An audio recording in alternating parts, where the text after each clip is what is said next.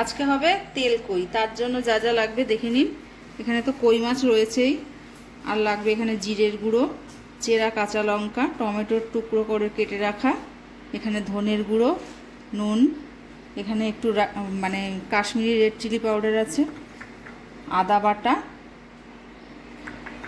আর লাগবে হলুদ। এছাড়া ফোড়নের জন্য জিরে তেজপাতা তো আছেই।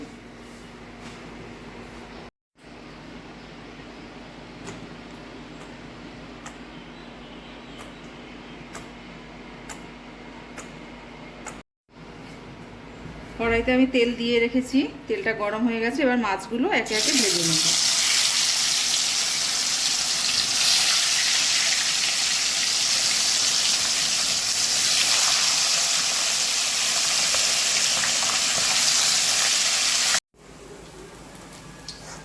মাছগুলো আমি লাল লাল করে ভেজে নিয়েছি। এবার কড়াইতে আমি ফোড়ন দিয়ে দেবো।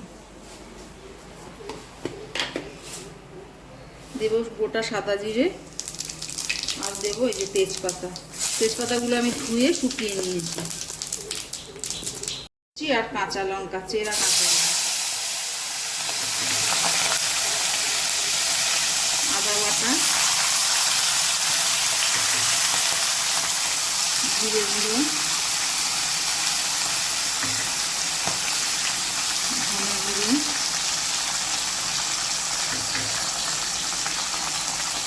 হলুদ গুঁড়ো, হলুদ গুঁড়ো, কাশ্মীরি রেড চিলি পাউডার, আর দিয়ে দেবো স্বাদ মতো নুন। দেবো একটু সামান্য জল, কেননা গুঁড়ো মশলাগুলো না হলে পুড়ে যায়।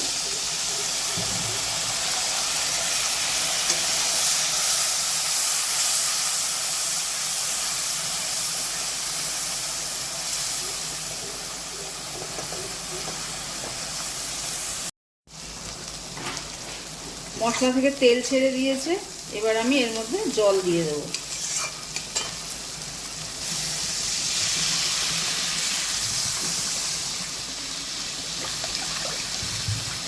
যেহেতু তেল কই হবে, বেশি জল দেব না।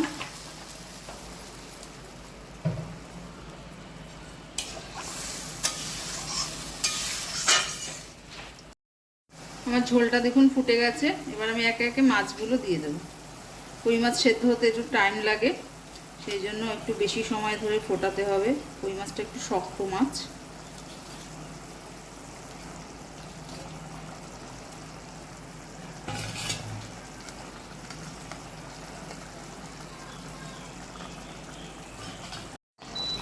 আমার মাছের ঝোলটা হয়ে গেছে।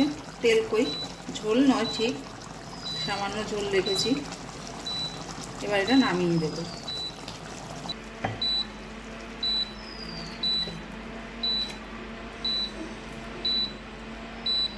আমার কই মাছটা একদম রেডি হয়ে গেছে, তেল কই। আপনারাও এইভাবে বানান, দেখুন কেমন লাগে, আর আমাকে কমেন্ট করুন। আর আমার চ্যানেলটা সাবস্ক্রাইব করবেন, লাইক করবেন, শেয়ার করবেন।